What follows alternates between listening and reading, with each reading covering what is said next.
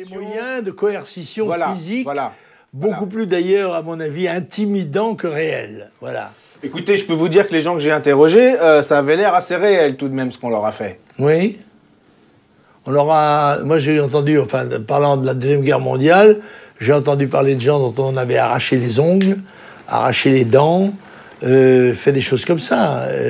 Je crois pas que vous ayez trouvé des comme ça. Ce n'était pas ça, en effet. C'était le supplice de l'eau, c'était l'électricité. Attendez, branché. C'est des choses qui ne laissent pas de traces. Branché sur le secteur, tout à fait. Des choses qui ne laissent pas de traces, c'est absolument. Ça. Des choses qui ne laissent pas de traces, ni qui n'ont pas de conséquences physiologiques, ni des traumatismes postérieurs. Voilà. Sur le moment, ça fait mal, mais après, c'est fini. Alors, on est quand même frappé par le manque d'émotion, cette espèce de froideur naturelle dont il faisait montre Jean-Marie Le Pen. Ça t'a frappé aussi? Oui, on perçoit la cruauté qui anime cet homme, et on imagine les actes qu'il a pu commettre. Mais ce que je trouve remarquable, encore une fois, à travers cette question de la torture, encore une fois, Jean-Marie Le Pen n'est pas un extraterrestre dans la vie politique française. De la même manière que lui, dans ses images comme dans d'autres témoignages, il nie avoir commis de tels actes, la France, en tant qu'État, officiellement, a nié également la pratique de la torture au sein de l'armée française. Donc on retrouve un même déni, une même posture. Je dirais même plus largement que il incarne d'une certaine manière beaucoup de choses de ce passé colonial qui ne passe pas, mais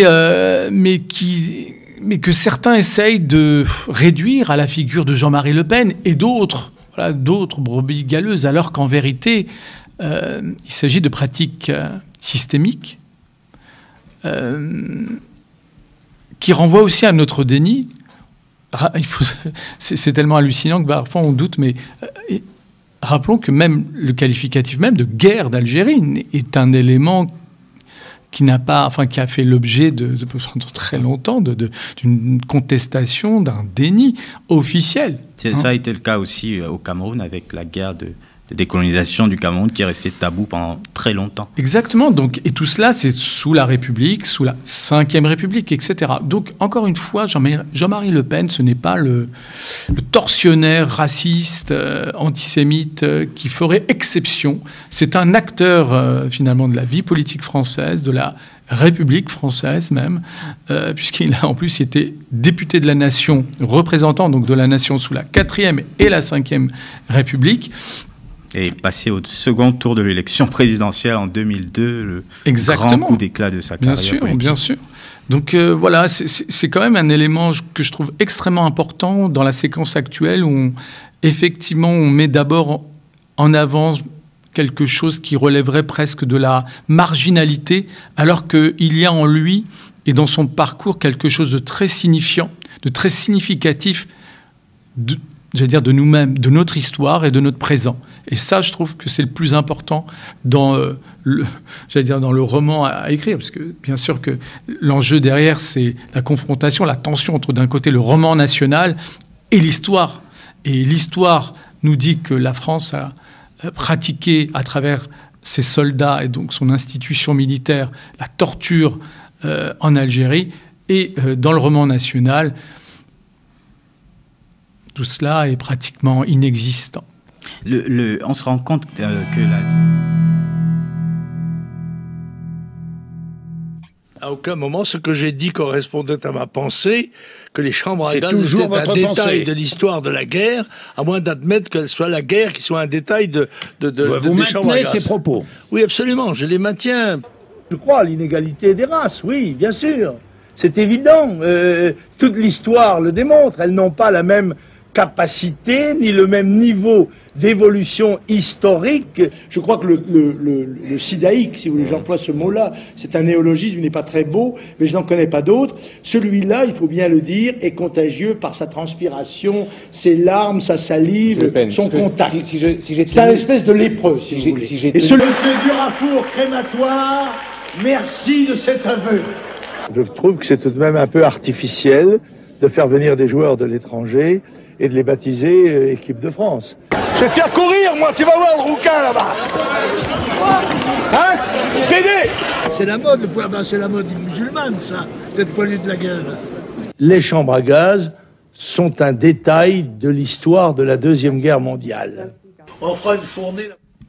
Voilà un extrait très loin d'être exhaustif des outrances de Jean-Marie Le Pen. Salut Bélir.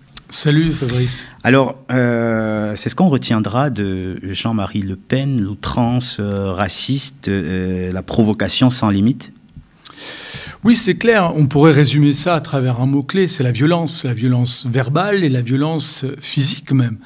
C'est quelqu'un qui s'est engagé dans l'armée dans le cadre de 2 guerres décoloniales en Indochine et en Algérie, naturellement, et qui, dans sa carrière politique, a également usé de la violence verbale, comme ces extraits l'ont rappelé.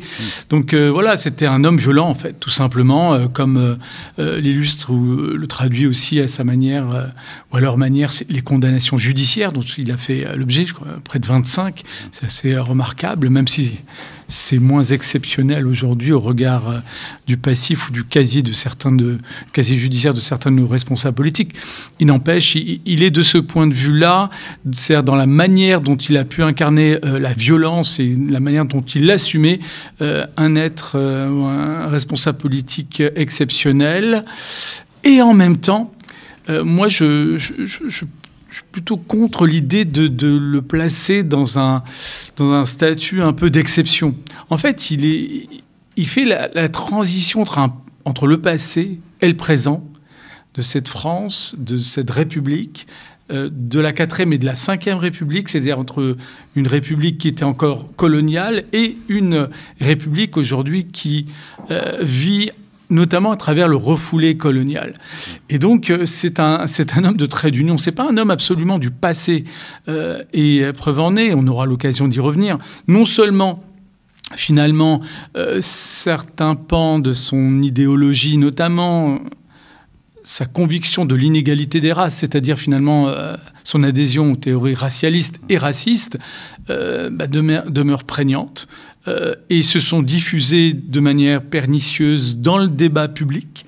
Je citerai un exemple très récent, par exemple la théorie ou la thèse plutôt du grand remplacement qui est né sous la plume de Renaud Camus, qui était marginal et marginalisé à la base et qui aujourd'hui est à la base des forces d'extrême droite en Occident, a été mobilisé par une figure de mai 68, M. Cohn-Bendit, pour ne pas le citer, il y a 2-3 jours, sur LCI. Donc voilà, cette normalisation et la diffusion d'un certain nombre de représentations de l'humanité et de la société française, finalement, c'est aussi ça, les Le Pen, et Jean-Marie Le Pen en particulier. Derrière ces successives défaites électorales, il y a incontestablement des victoires culturelles et idéologiques qui sont illustrées par le fait que ces mots à lui, finalement, se sont imposés, ces références, ces images se sont imposées par-delà précisément les forces d'extrême droite. Et là, c'est l'un des autres éléments contre lesquels je m'inscris par rapport à la manière dont cette information, sa mort, est traitée aujourd'hui médiatiquement, en tout cas dans les médias mainstream, à savoir que finalement, il était marginal, il demeure marginal. C'est faux, il y a une part de normalisation de la figure même de Jean-Marie Le Pen, au-delà même de sa fille. Et cela, il faut vraiment le souligner. Et pour illustrer et symboliser ce paradoxe, il meurt au moment où, d'une certaine manière, sa victoire culturelle est la plus éclatante. Et j'allais dire même au moment où le Rassemblement national qu'il a initié historiquement, finalement, est aux portes du pouvoir politique. Donc voilà, faudrait pas tomber dans le piège de ce récit qui consisterait à dire que Jean-Marie Le Pen, c'est le passé, et sa mort constitue d'une certaine manière le fait de tourner une page de l'histoire de France. Au contraire. Oui, exactement. C'est le prolongement ou le pendant de la déclaration de Cohn-Bendit lorsqu'il mobilise une notion et une image née, construite par une figure de l'extrême droite. Lorsque Cohn-Bendit parle de grand remplacement et que quelques jours plus tard, une autre figure de ce qui est censé incarner le progressisme en France, si on s'en tient au discours quasi officiel, le président donc Macron, en fait, se laisse aller à un discours néocolonial, pour pas dire colonial, en tous les cas qui a une forte résonance avec des discours officiels de l'époque de l'Empire colonial français.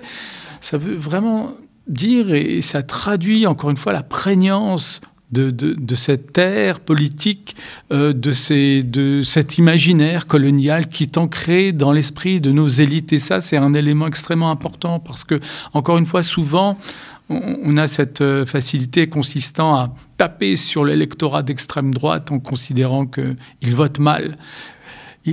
De mon point de vue, la première responsabilité, elle pèse sur nos élites médiatiques, politiques, intellectuelles, qui, elles, savent très bien ce qu'elles font lorsqu'elles cèdent à des images, à des mots, à des discours qui viennent de là où elles savent d'où elles viennent et qui, par conséquent, participent à la montée en puissance de l'extrême droite en France en tant que force politique et partisane incarnée par le RN et par le parti d'Éric Zemmour, qu'il ne faut pas oublier, mais qui surtout par-delà, encore une fois, cette incarnation organique, s'est diffusée. L'extrême droite, elle est partout d'une certaine manière.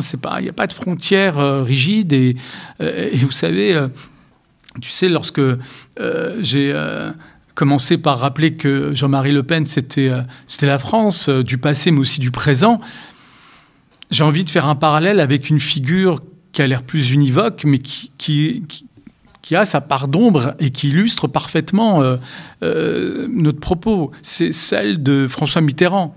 Mitterrand, c'est à la fois le premier président de la République issu de la gauche qui arrive au pouvoir, donc en 81, qui a suscité un espoir avec un discours, pour le coup, et un programme authentiquement de gauche, je dirais certains. Et en même temps, c'est un homme qui a assumé finalement le discours de la République coloniale, le discours de l'Algérie française, avec un engagement qu'il a contesté mais qui est avéré, sous Vichy également. Donc, et en même temps en ayant été aussi, alors pas une figure de la résistance, mais qui a participé même relativement à la résistance. Donc il y a ce caractère ambivalent, équivoque, y compris au cœur de la gauche, de ces personnalités qui font notre vie publique et notre vie politique, mais qui en même temps instillent de la confusion. Et cette confusion, on la retrouve encore à travers François Mitterrand, qui a participé à la montée en puissance de Jean-Marie Le Pen au début des années 80. C'est François Mitterrand, à l'Élysée, qui a vu à travers la figure de Jean-Marie Le Pen l'opportunité historique de neutraliser la droite classique en faisant monter, en nourrissant la montée en puissance notamment médiatique et donc politique de Jean-Marie Le Pen, avec un cynisme qui n'a pas eu à payer. Je veux dire, ceux qui payent finalement la montée de l'extrême droite, ce n'est jamais ces Florentins, ces cyniques de la politique. Ce sont ici, en l'occurrence, les minorités de notre société qui sont stigmatisées et victimes, in fine, d'un discours xénophobe qui s'est diffusé.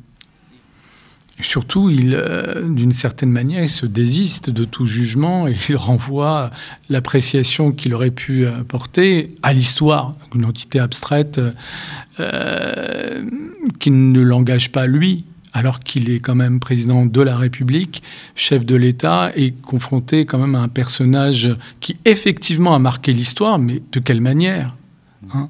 Et donc, ça renvoie à l'ambiguïté, à l'ambivalence dont je te parlais, et qui illustrait là par aussi Emmanuel Macron, qui d'un côté a déclaré un certain nombre de choses intéressantes sur ce passé colonial, notamment en qualifiant de manière assez juste ce qui s'est passé, enfin la manière dont l'Algérie a été colonisée, en faisant un parallèle avec la catégorie ou le crime contre l'humanité, et en condamnant également la guerre d'Algérie pour ce qu'elle a pu être. Et en même temps, il a pu, à travers ce type de déclaration et d'autres plus récentes, notamment dans sa relation ambivalente avec l'Algérie, manifester précisément un refoulé colonial qui n'est pas que d'ordre idéologique chez lui, parce que ça renvoie à sa personnalité, l'arrogance, le paternalisme. C'est aussi quelque chose de presque naturel chez Emmanuel Macron. Mais en fait, il est l'héritier de ces pages, aussi sombres soient-elles, de l'histoire de France. Il y a la question de fond de savoir si le RN est d'extrême droite. Et c'est là où il y a des divisions. C'est là où on voit ceux qui cèdent à la stratégie de normalisation et ceux qui s'en tiennent aux fondamentaux. Et pour être formaliste, la question a été posée au Conseil d'État notamment, parce que le RN a voulu contester sa qualification de parti d'extrême droite. Requête qui a été rejetée. Et donc confirmation de ce label qui reste accolé au Rassemblement national, qui demeure donc formellement, officiellement un parti d'extrême droite. D'autant plus, et c'est d'autant plus vrai qu'effectivement on retrouve dans son programme toujours cette mesure phare, ou du moins ce paradigme de la différenciation en fonction des origines, et en matière y compris de politique publique. Et c'est tout. Et malgré cet élément-là, on voit bien la tentation d'un certain nombre, justement, de jouer le jeu de la normalisation. On a vu comment la Macronie, comme tu l'as rappelé, a accepté d'intégrer les députés d'extrême droite du RN donc dans les fonctions officielles de l'Assemblée nationale, et en jouant donc notamment non seulement le jeu de la normalisation et donc de l'institutionnalisation, qui a un palier supplémentaire dans cette banalisation du RN. Donc il y a une responsabilité politique, historique qui restera par rapport à par rapport aux macronistes et la manière dont effectivement ils ont eu à gérer la montée en puissance du RN.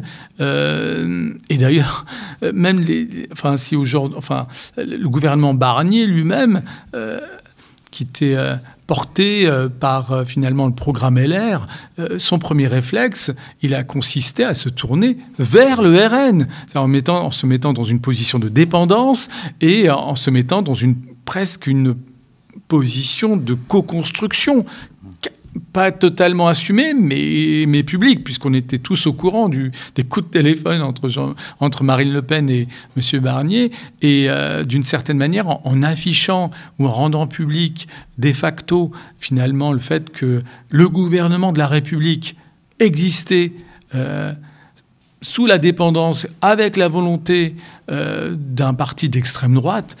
Si ça, c'est pas la consécration, finalement, premièrement, de la normalisation du RN et surtout, je dirais, de sa victoire culturelle et idéologique qui risque d'annoncer son accession au pouvoir, qui, d'une certaine manière, a déjà lieu, dans la mesure où ces desiderata se traduisent dans des lois parce que les majorités au pouvoir cèdent au discours issu de l'extrême droite, notamment en matière d'immigration. Eh bien, voilà, le mouvement, il est sous nos yeux, et il suffit d'être lucide pour véritablement ne pas, par exemple, ne pas reprendre à son compte le fait de se dire, bon, l'extrême droite risque d'arriver au pouvoir. L'extrême droite, d'une certaine manière, est déjà au pouvoir dès lors que son corpus idéologique se traduit dans les actes officiels de la République.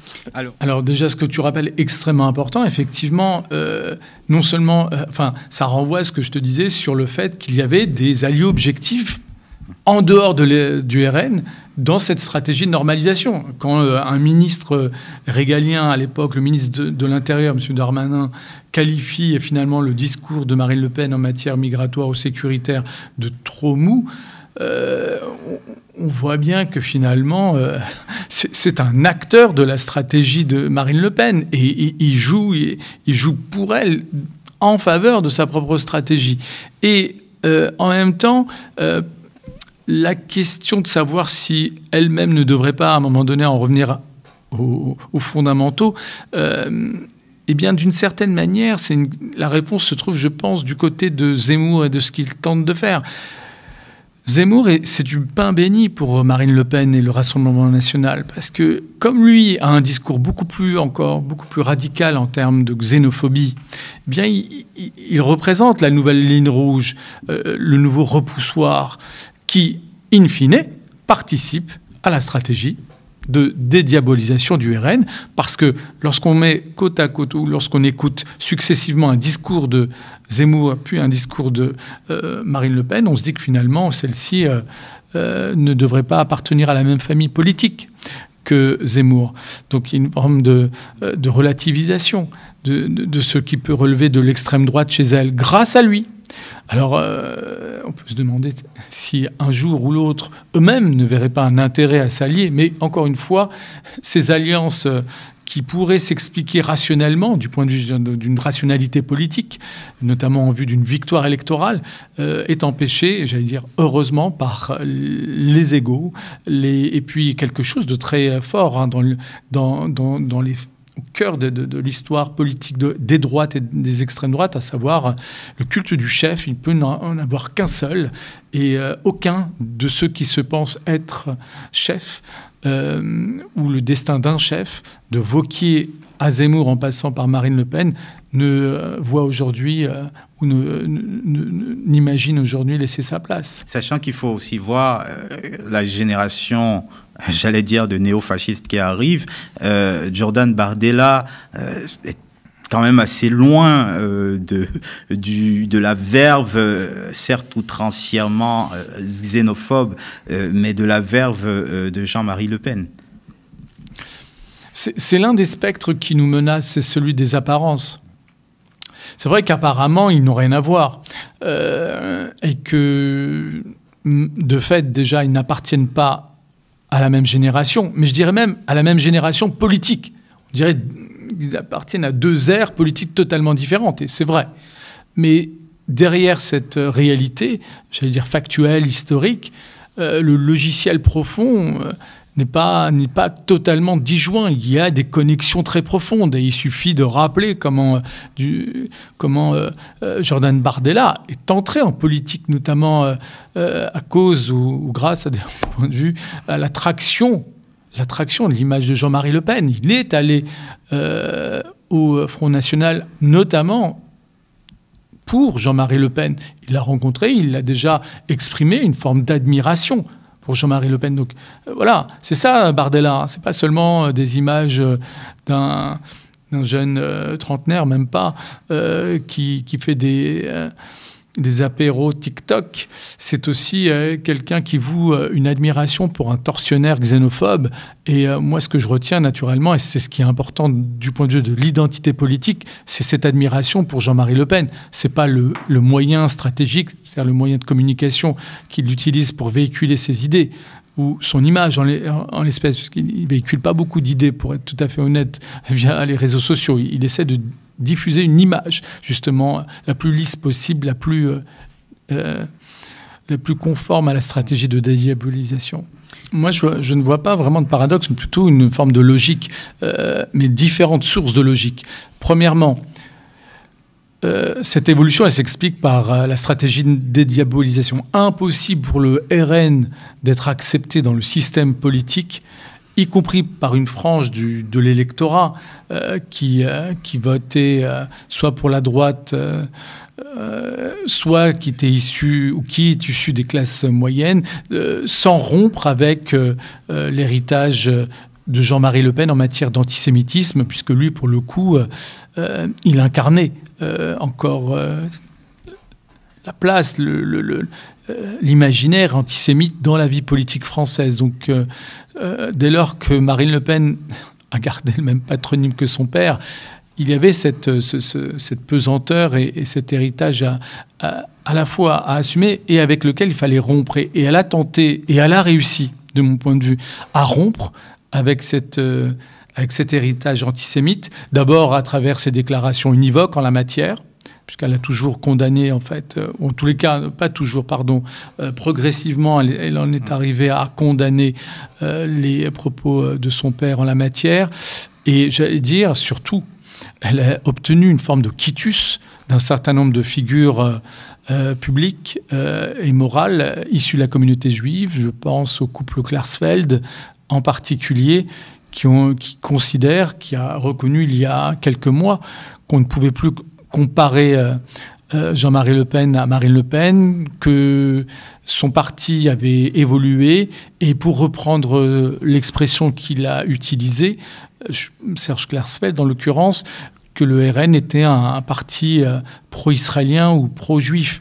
Donc des termes assez équivoques, je dirais, mais qui traduisent surtout une réussite stratégique du point de vue de Marine Le Pen, qui a obtenu ce qu'elle a voulu, c'est-à-dire finalement un quitus et un acte de rupture presque notarié, grâce à un acte notarié qui lui a été délivré en la matière par rapport au passé antisémite de son père et du parti politique qu'il héritier du Front National.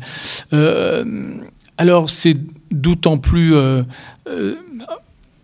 j'allais dire, remarquable au sens littéral du terme que, au-delà de quelques personnalités qui ont pu acquiescer ce mouvement et d'une certaine manière satisfaire la stratégie de Marine Le Pen, on sent bien plus largement, y compris du côté de la communauté juive, c'est la reconnaissance d'une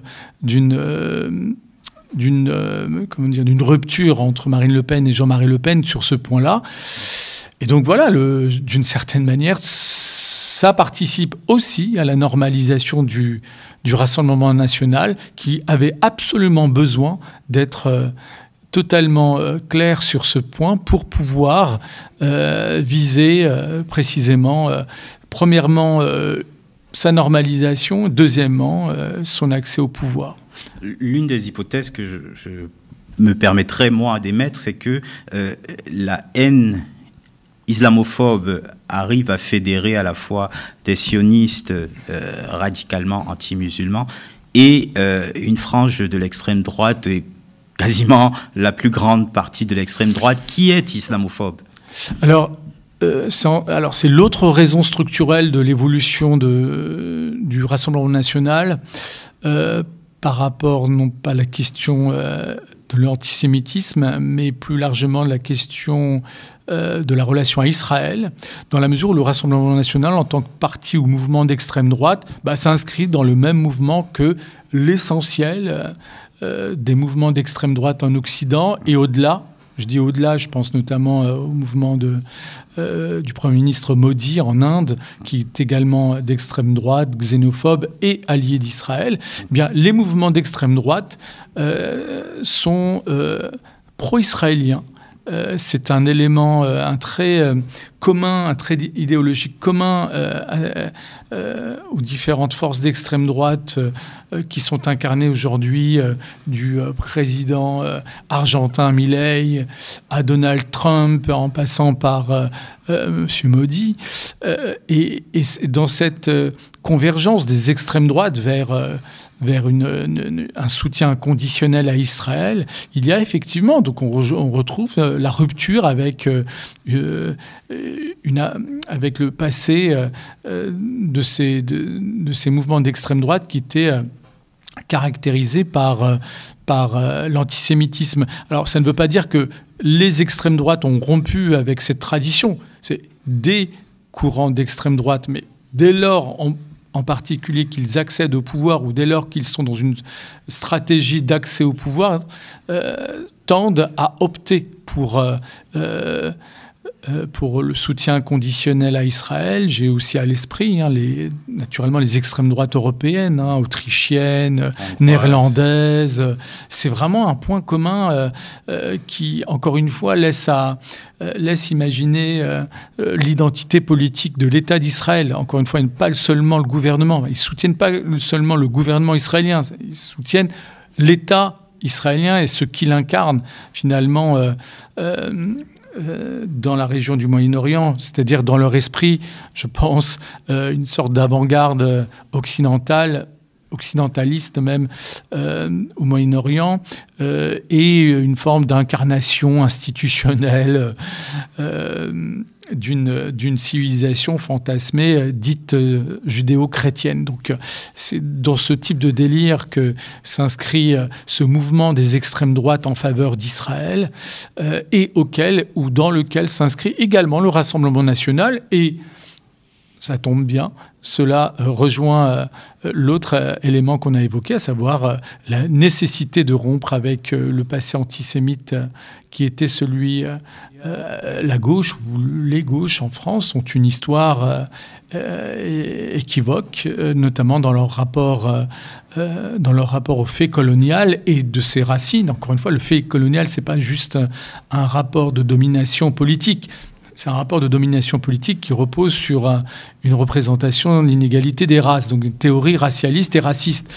Et dans la tradition républicaine française, d'où vient la gauche, il y a eu une adhésion très forte à ces théories et aux thèses qui ont permis finalement l'aventure coloniale, entre guillemets, y compris sous la Troisième République, qui est considérée comme l'âge d'or de la République. Donc on est dans un nœud de contradiction par rapport auquel la gauche n'échappe pas, Et tu évoquais l'opportunité historique que représentait la mort de Jean-Marie Le Pen pour se saisir à nouveau de ces problématiques. Et je dirais même que la guerre actuelle, l'occupation et les massacres actuels à Gaza, en fait, s'il y a une telle gêne dans une partie de la gauche par rapport à ce qui s'y passe, c'est aussi parce qu'il y a bien évidemment des relents coloniaux qui parlent à notre histoire en général et qui parlent à une histoire de la gauche qui a eu sa part de responsabilité dans le fait colonial, en particulier la SFIO sous la 4e République, qui est l'ancêtre du Parti socialiste, mais également...